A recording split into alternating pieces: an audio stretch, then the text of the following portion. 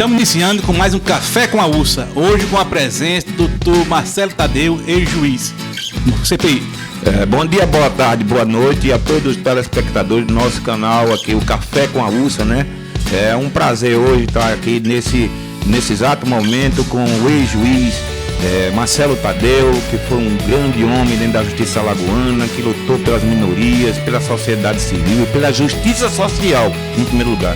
Hoje advogando em nossa cidade. É com você, Rodrigo.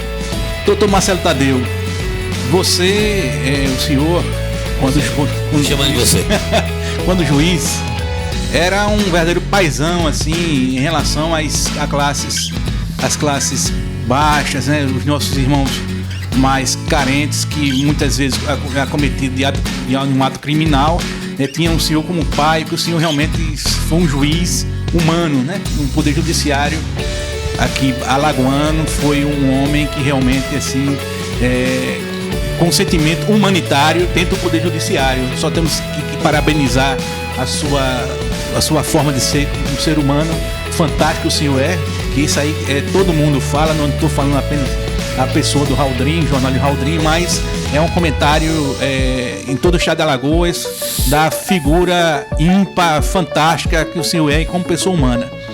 O que essa experiência como juiz, o que lhe trouxe como ser humano e qual a sua visão hoje em relação à questão da conjuntura nacional? Olha, obrigado aí pelos elogios dedicados à minha pessoa, mas digamos que eu sempre me considerei e sempre agi, quando magistrado, como um verdadeiro garantista da Constituição Federal, que eu acho que é a postura que todo e qualquer juiz deve ter. Não só os juízes, como todos os operadores de direito, advogados, Ministério Público, promotores, procuradores de Estado, enfim, municipal, enfim, todos os atores do direito, os operadores, que é essa expressão que é muito utilizada, ou seja, aqueles que labutam com a ferramenta, o direito, tem uma obrigação deontica, ou seja, um dever de ter uma postura, uma posição garantista da Constituição Federal. E foi em nome disso que eu agi, por exemplo, quando fui juiz de execuções penais, onde lá tive a oportunidade de fazer um trabalho muito arrojado no sentido de afirmar a Constituição para aqueles que lá estavam, que até então não tinham seus direitos verdadeiramente observados e concedidos, né? E aí eu passei a instrumentalizar esses direitos que já eram previstos, não fiz nada demais, é importante dizer isso, não fiz nada demais. Eu apenas cumpri a lei, eu apenas cumpri a Constituição Federal, nada mais. Claro, quando você vai cumprir a Constituição Federal para aqueles marginalizados, historicamente marginalizados, não só no ambiente do sistema prisional, como fora dele, como as minorias, todos aqueles que se comportam para afirmar os direitos da minoria ou das minorias são alvo, né, de reação da elite, né, da elite brasileira, da elite alagoana, que são aqueles que, na verdade, historicamente põem o direito, são aqueles que legislam, são aqueles que conseguem ir para o Congresso, né? Nós temos, as minorias são ínfimas, a representação, que é um problema esse político sério, gravíssimo, e que é muito atual, continua sendo, que é a representação das minorias nas nossas casas legislativas no país todo, tanto a nível federal como estadual e municipal. CPI. Doutor Marcelo Tadeu, amigo, o que aconteceu com a justiça brasileira? Porque ao longo desses anos, tanta violações de direitos humanos, violação do garantismo judicial, como eu posso afirmar assim, a justiça começou uma perseguição, que eu acho uma perseguição política. Vemos o caso do presidente Lula, né? Eu era acadêmico de direito, eu dizia que esse samba do crioulo doido não ia dar em nada. E muita gente na época que estudava lá no SESMAC comigo, brincava, zombava da minha cara. Eu dizia, vocês não conhecem o devido processo legal, não conhecem o processo civil.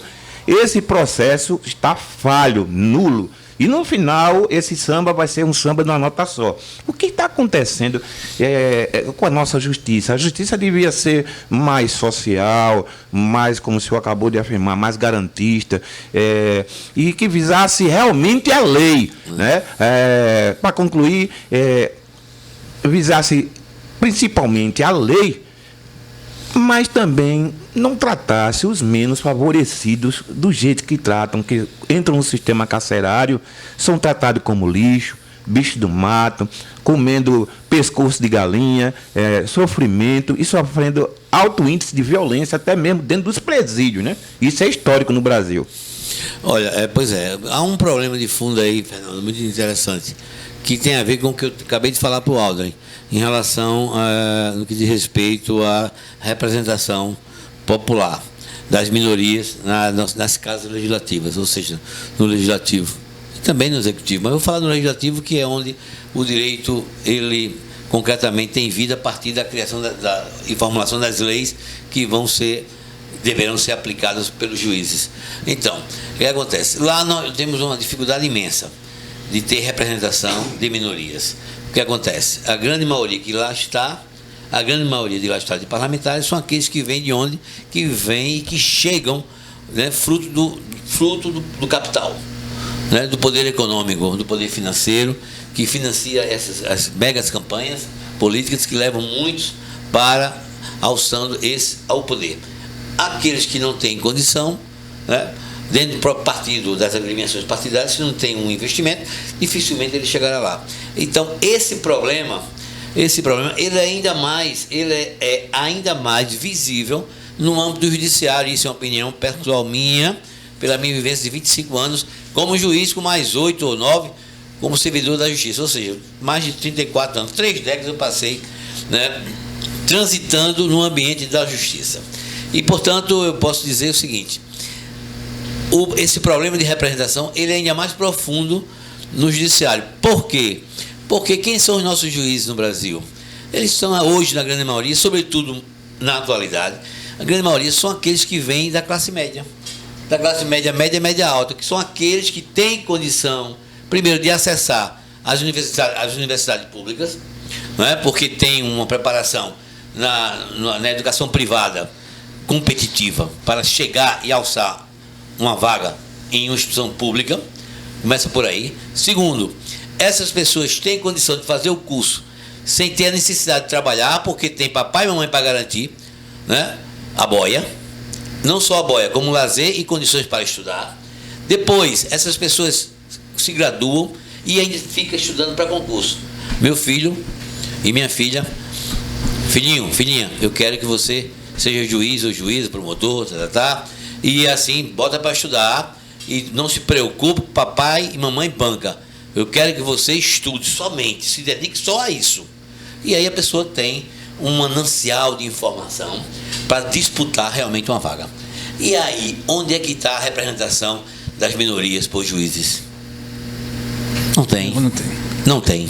Vai aqui e acolá ter, a partir de um magistrado que é pensado, que tem uma ideologia, né, sacramentada nessa linha de afirmar a Constituição, sobretudo pelas garantias de direitos a serem observados com todo esforço, com todo afinco das minorias, ou dos menos favorecidos.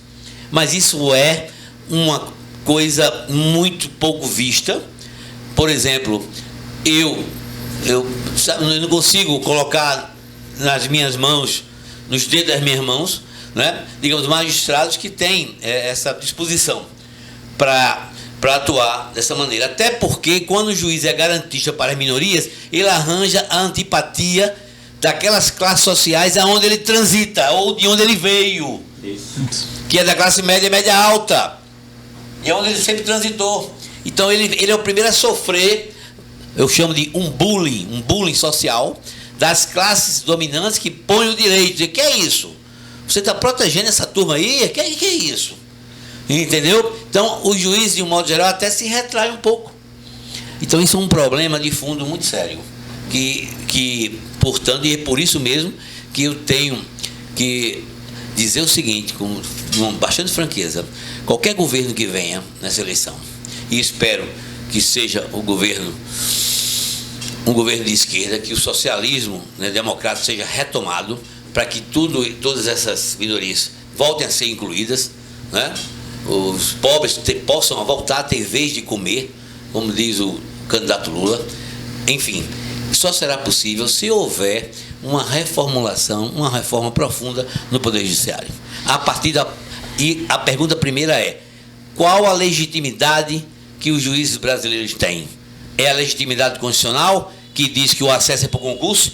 Quando vai para o concurso e o candidato que foi preparado, que teve condições, desde pequeno, desde na origem, em toda a formação, condições de buscar uma vaga, por ter condições para estudar, da família, ou seja, a renda, a posição social dele, ele vai chegar, quando ele chegar lá, ele vai ter dificuldade de afirmar esse direito. Então, isso é um problema de fundo, sabe? Muito sério mesmo, que, portanto, tem que haver um enfrentamento, e evidentemente que nenhum candidato vai discutir isso nesse momento, nem como plataforma de campanha, porque vai ter de cara a própria antipatia do Poder Judiciário. E isso aí, com certeza, nenhum dos candidatos quer, e politicamente está correto e não ser tratado agora. Agora, quem chegar no poder, espero que Lula chegue, não tenha dúvida que terá que enfrentar uma reforma do Judiciário. Fala-se muito em reforma política, como se fosse a solução para os embrólios ou as dificuldades ou os travamentos que acontecem, né? Sobretudo esses últimos que aconteceram com a derrubada da Dilma com o golpe 16. Mas não é. A questão é mais profunda, porque o golpe dado na presidente Dilma Rousseff não foi o golpe do capital, não foi o golpe dos meios de comunicação a serviço do capital financeiro, dos neoliberais, né, que impuseram uma agenda, queriam impor uma agenda totalmente diferente e distinta da que vinha sendo imposta pelo PT desde quando subiu o governo, a partir do presidente Lula, nos seus 2 mandatos, e com a Dilma no mandato dela. E no segundo, não é verdade, o Judiciário chancelou tudo aquilo que foi criado para derrubar, e que o golpe criou um ambiente. Quem criou o ambiente? Aliás, quem deu condição para que o ambiente criado por esse setor se concretizasse foi o Judiciário brasileiro. Isso precisa ser dito de forma muito clara. Aliás, hoje tem uma matéria na UOL e no Brasil 247 de um trabalho muito interessante, acadêmico, da jornalista e linguista Eliara Santana, cujo tema acadêmico foi o seguinte: o Jornal Nacional, um ator político em cena. Então ela, nesse trabalho muito interessante, ela traz toda a influência, né? Toda a influência do Jornal Nacional rumo à derrubada da Dilma, depois a prisão do Lula e depois a eleição do Bolsonaro. A pergunta é: ora, mas o Jornal Nacional, por mais amplitude que ele tivesse, que tem no raio nacional de influência no povo brasileiro, que tem acesso às informações veiculadas por lá, por mais que tivesse a Globo querendo derrubar a Dilma, querendo prender o Lula, querendo afastar o Lula da eleição, querendo colocar o Bolsonaro, depois trazer o Moro para um ambiente político, tudo isso não aconteceria se tivesse um judiciário isento, imparcial, que não permitisse aquela atrocidade. Porque, percebam, desde o golpe da Dilma, que o Brasil não mais se encontrou. E eu digo aqui, olhando para a Câmara, Supremo Tribunal Federal, você é o responsável por esse caos que nós estamos mergulhados. E agora eu imagino que como deve estar pesando a consciência dos senhores e das senhoras, porque afinal de contas temos ministros também lá, quando não agiram como deveria agir para impedir o déspota Moro a serviço do capital internacional que estava a serviço dele para tirar a Dilma, para tirar o Lula, para prender o Lula, para manter o Lula na prisão, para impedi-lo de candidatar, para possibilitar que a coisa assumisse o poder. Um psicopata no poder. Vocês são responsáveis. Não é a Globo, não. É você, Supremo Tribunal Federal. E agora está pagando uma conta muito alta, né? Por quê? Porque quem tu colocou lá É um psicopata que agora está voltado contra você mesmo, né, Globo? Não é Supremo. Infelizmente, está pagando a conta. Aliás, não está não. Quem está pagando a conta verdadeiramente não é vocês, não, do Supremo. É o povo brasileiro. Sobretudo os miseráveis, os pobres, as minorias. É isso. É com você, Rodrigo. Pois é muito difícil a representatividade do povo no Poder Judiciário. Um exemplo é na Suíça. Na Suíça, os jovens só começam a trabalhar a partir dos 30, depois que terminam o doutorado, não é? na Suíça. Aqui, o filho do pobre tem que trabalhar a partir dos 12, 11 anos para comprar uma sandália para vestir. Não é? Não tem oportunidade para ter um ensino de qualidade, educação de qualidade, para poder realmente competir junto com a classe média alta, a classe alta, em relação às vagas no Poder Judiciário. E essas são as consequências que o povo brasileiro está pagando hoje, né? De estar com um neonazista no poder, não é? Uma pessoa que demonstrou que não tem nenhuma acessibilidade social, nenhuma acessibilidade de nenhum tipo em relação como um ser humano. Né? Nós tivemos mais de 650 mil mortes por falta de vacinas, e vacina esta, que um ano antes da mortandade do Covid foi oferecida essa vacina e ele não quis comprar a vacina, não é? Já que foi descoberto também através da CPI do senador que foi relator, o Renan Calheiros, né?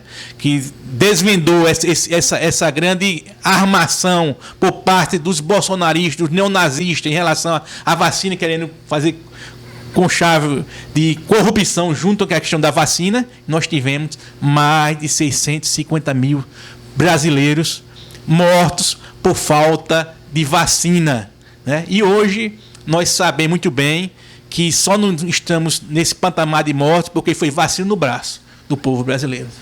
E doutor Marcelo Tadeu, como o senhor vê em relação à questão da situação pós-eleição, caso realmente o presidente Lula ganhe as eleições, qual é a sua visão como jurista, a situação que vai ficar o Bolsonaro em relação, juridicamente falando?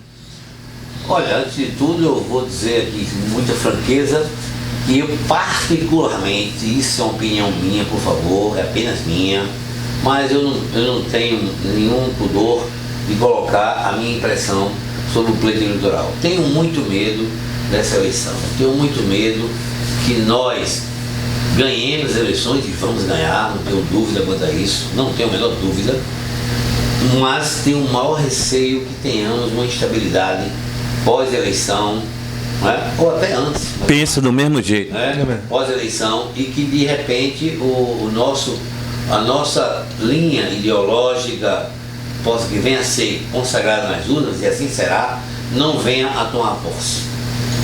Nós corremos esse risco muito grande. É um risco, realmente é um risco. Porém, temos que enfrentar. Mas o cenário, cada vez mais, aliás, eu vindo para cá, estava lendo uma matéria onde o ministro-chefe, né, das Forças Armadas, né, deu a declaração que vai ter uma eleição paralela, né, com votação impressa. Né? Eu quero saber quem é que vai votar nessas cédulas. Ô, doutor Marcelo, a coisa está tão séria nesse sentido, porque no fundo Bolsonaro e seus aliados, o Centrão, sabem que o Bolsonaro já está derrotado nas urnas. Ele já sabe disso.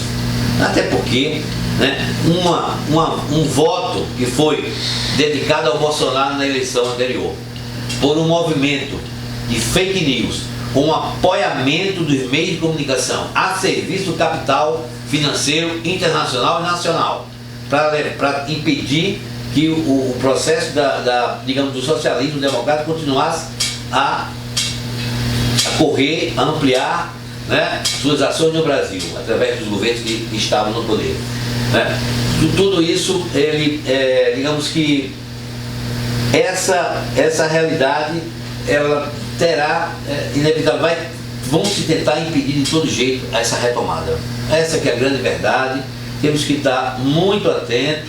Agora, o Bolsonaro, né, o presidente da República, nós vamos ganhar essa eleição se conseguirmos tomar posse e que tudo esteja dentro, né, como ele diz, dentro das regras do jogo, que o jogo democrático é exatamente obedecer à Constituição Federal, aí realmente, né, se tivermos um país democrático, num país onde as leis aconteçam e se cumpram verdadeiramente, o presidente Bolsonaro, né, terá que cumprir, terá que responder por diversos crimes, dezenas, talvez até centenas já de crimes por ele praticado desde quando ele assumiu a presidência. E o lugar dele realmente, no caso dele, é a cadeia. Não só dele, como dos seus filhos, todos. A família Bolsonaro tem que ir para a cadeia, porque realmente é uma família transgressora. Toda ela, a verdade é essa. CPI. Pelas suas últimas colocações, o que é que está, volto a perguntar, o que é que está acontecendo com a justiça brasileira, o ministro da Defesa fazer essas afirmações? Como é que pode isso? Isso é uma afronta à Constituição. Então, o Supremo vem sendo confrontado, vem sendo, digamos, açoitado, né, pelo presidente, né, que está aí, né, e também por alguns ministros, né, alguns ministros dele, né, que são escolhidos a dedo para poder estar criando, digamos, temáticas ou levando o processo das instituições em ebulição para que as instituições digamos, se degradiem. Criando narrativas, né? Vai de encontro ao princípio da harmonia e separação dos poderes, mas, veja, eu acho, particularmente a minha ideia, a justiça não vem se afirmando. A justiça, ela foi muito galhardamente, digamos assim, com uma galhardia imensa, para atuar em cima do Partido dos Trabalhadores. Ela foi impiedosa para permitir que a Dilma fosse arrancada do poder. Ela foi altiva para manter o Lula absurdamente preso num processo kafkaniano que ele já sabia disso. O Supremo sempre soube que aquela prisão do Lula foi ilegal. O processo foi um processo instaurado de modo, né, ilegal, condenação ilegal, né, com apoiamento do judiciário na primeira instância pelo Moro, na segunda instância pelos desembargadores federais, no próprio STJ e no próprio Supremo. Entendeu? Então é isso. O que acontece? Como eu disse aqui há pouco tempo, Aldrin, Fernando, é acreditado, né? Para o povo entender aí, né? Sabemos que pau que nasce torto não corre torto. É uma adagem popular que exatamente desde que tiraram a Dilma injustamente, desde que violentaram a democracia brasileira, tendo na representação da democracia a Dilma Rousseff como presidente desse país, de lá para cá nada mais se ajustou, né? Doutor Marcelo, Esse é o problema, é um ativismo judicial com o endereço certo. É um ativismo judicial, correto. É um ativismo judicial com o endereço certo. Além de sua essência. É um ativismo judicial que ele é acionado. O ativismo judicial acontece quando tem os interesses que não são confessados nas decisões e que não são interesses da maioria. Essa que é a verdade. Doutor Marcelo, ouvindo as suas colocações, eu vou fazer duas perguntas que as duas se unem. A interferência na justiça brasileira, e no segundo momento, tivemos a eleição da OAB para o 5º Constitucional. Houve politização, ajuda política nessas candidaturas, né? Houve alguma fraude, compra de voto? O que é que o senhor tem a nos dizer? Olha, eu vou dizer uma coisa. Da mesma maneira que eu tenho, no início desse programa aqui com vocês, chamei atenção para a crise de legitimidade que acontece, né, no judiciário brasileiro, dentro da própria magistratura brasileira como um todo. Acho que tem que ser revisto, toda essa questão do acesso ao concurso tem que ter uma forma de participação popular na escolha de tudo isso, sabe? Tem que ter, não pode ficar nas mãos só dos próprios juízes. Olha só, o CNJ é um órgão criado de controle externo judiciário, né, que ainda hoje, desde 2005, de sua existência, já tem mais de uma década, não disse para que veio, porque continuamos com justiça lenta, continuamos com problemas sérios éticos na justiça brasileira, e digo isso de modo tranquilo, sem condição de ninguém me processar. Por quê? porque temos exemplos no país todo concretos, né, de atuações, né, dolosas de juízes, né, com decisões absurdas, com decisões que na verdade vão além de uma visão equivocada da lei. Na verdade, são decisões que têm ou tiveram objetivos escusos de proteger, ou de garantir, ou de assegurar a um determinado segmento social ou a um determinado grupo econômico, financeiro, desses direitos que jamais teriam, tá? Então isso realmente é algo que tem que ser revisto, e aí nesse sentido vem a própria OAB, né? Vem a própria OAB, né? E vemos assim, pelo menos que a gente viu, né, no dia da votação, tinha digamos, candidaturas com boca de urna, né? Camisas, bolas, né? E tudo mais, né? Parecia que eu estava indo para uma eleição, né? Uma eleição política partidária. Mas não, peraí, calma, Marcelo, é a eleição de uma escolha, de uma indicação, né? de um colega advogado para disputar uma vaga. Então todo esse processo eletivo do quinto constitucional que acontece na OAB, né? Dessa maneira que todo mundo viu, né? Depois a escolha, a passagem pelo tribunal e a passagem pelo executivo com o marco final de escolha, a pergunta que fica é: para aqueles que lá podem chegar, como chegarão? Como essa pessoa chegará e assumirá um cargo tão importante, tão relevante? Será que chegará com independência? Porque a independência é um atributo fundamental, precípio, para que alguém tenha legitimidade para exercer o cargo. Doutor Marcelo Tadeu, em relação aos crimes acometidos por Bolsonaro durante o seu mandato como presidente da República, alguns processos foram para a Haia, né? Lá para o Tribunal de Haia, o Tribunal Internacional.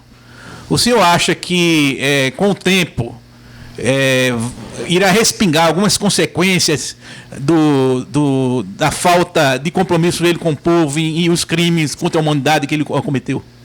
Eu acredito. Eu tenho muita fé que o Tribunal Internacional venha lá na frente, isso vai acontecer, julgar, né, o déspota, né, esse fascista, nazifascista que está no poder, que equivocadamente o Brasil levou esta figura para o poder. Olha, eu juro a você, sinceramente, eu digo aqui com toda sinceridade para vocês que votaram nessa coisa, dentro de uma construção de fake news, dentro de uma construção midiática perversa, que tinha um objetivo claro de tirar o projeto que vinha sendo implementado, do socialismo democrático, que é o melhor caminho que se tem no mundo. Essa é a verdade. Para introduzir o neoliberalismo, aquilo que não tem dado certo nos Estados Unidos, quanto mais dá certo no Brasil. Imagina, né? Realmente é algo assim que tem que ser enfrentado, e tem que dar um não. Para vocês que buscaram esse caminho e levar essa coisa para o poder, eu até entendo pela construção equivocada, por ter levado muitos de vocês a imaginar algo que de fato na essência não aconteceu, né? Essa que é a grande verdade. Mas agora, ciente dos desmandos, do desgoverno, da incapacidade, e não é nem incapacidade intelectual, é da incapacidade porque estamos com um doente no poder.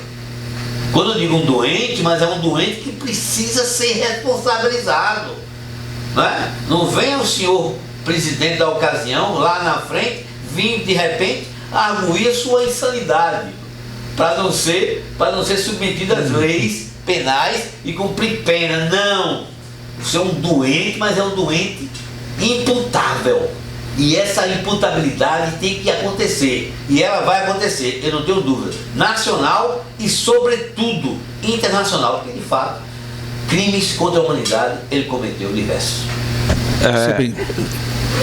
Meu amigo e irmão, Dr. Marcelo Tadeu, eu vou fazer duas perguntas, e para mim, né, para mim, já serão boas. E depois o senhor pode fazer suas considerações finais. Olha, a atual conjuntura do estado de Alagoas, como o senhor avalia? E a interferência política na justiça alagoana, na justiça brasileira? Olha, veja, precisamos ficar atentos no seguinte, preste atenção no que eu vou dizer. O direito vem de onde? Onde é que surge o direito? O direito surge na política. O direito não é perfeito. Não vamos ser românticos com o direito, não. O direito é um mecanismo de controle social pesado, né, que tem endereço certo, que é de conter a maioria esmagadora, que é aqueles que estão embaixo da pirâmide. Perfeito, proteger o ápice da pirâmide. Então, nessa política, né, o judiciário é um órgão político porque está para aplicar o direito, que é algo que vem da política.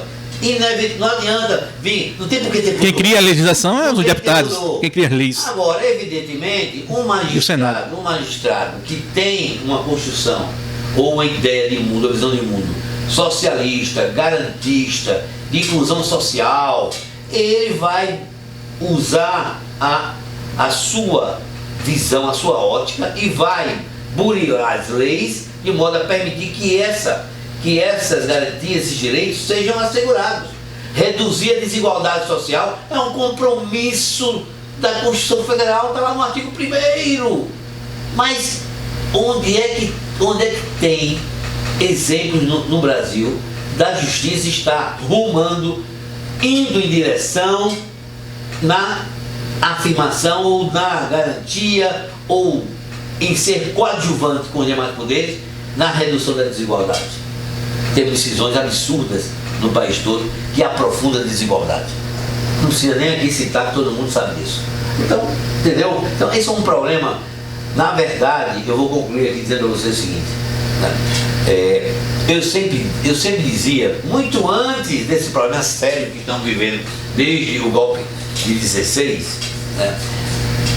Um estado, um município, uma nação, ela será tão mais próspera, tão mais respeitosa e garantista dos direitos, né, individuais e coletivos e sociais de uma nação, né, será tão mais assim quando tiver um judiciário independente, quando tiver um judiciário assegurador, né, desses direitos e garantias que nós estamos aqui a falar. Então, em síntese, esse bate-papo meu aqui, eu quero deixar uma mensagem, que é a seguinte: a reforma do judiciário ela é urgente, e nós, voltando a tomar o poder, temos que ter a visão, temos que antever que, se não houver um enfrentamento nesse sentido, poderemos voltar a sermos vítimas novamente do Poder Judiciário. Muito obrigado, doutor Marcelo Tadeu, pela sua presença, né, que enriqueceu esse programa com a sua visão realista e justa do Poder Judiciário e da conjuntura nacional. Né? O nosso programa sempre estará com as portas abertas para a sua presença, que só vem enriquecer cada vez mais o nosso programa, como repito outra vez, certo? E pode ter certeza que nós estaremos aqui de plantão, né, para garantir a democracia no nosso país. O que for preciso, eu sei que o senhor é um soldado em relação a isso, nós somos soldados em relação às garantias democráticas, que possamos todos, numa força só, né, garantir que o Brasil seja realmente um país democrático, que seja respeitada a vontade do povo. CPI. Eu gostaria de agradecer a presença dessa pessoa humana, sensível às causas sociais. Quando estava no exercício no judiciário, foi um juiz ímpar, ético, honrado, e hoje dignifica a advocacia alagoana. É um prazer ter tido o senhor aqui no nosso programa. As portas vão estar sempre abertas para essa discussão acalorada sobre política, sobre leis, sobre o direito. Tenham todos uma boa noite, um bom dia e uma boa tarde. Fiquem todos com Deus. eu quero agradecer a oportunidade de dizer, olhando para essa câmera, e dizer o seguinte para vocês que me ouvem, que me assistem agora: não à tirania, não ao fascismo, sim à democracia verdadeira, verdadeiramente. É isso. Um forte abraço para todos.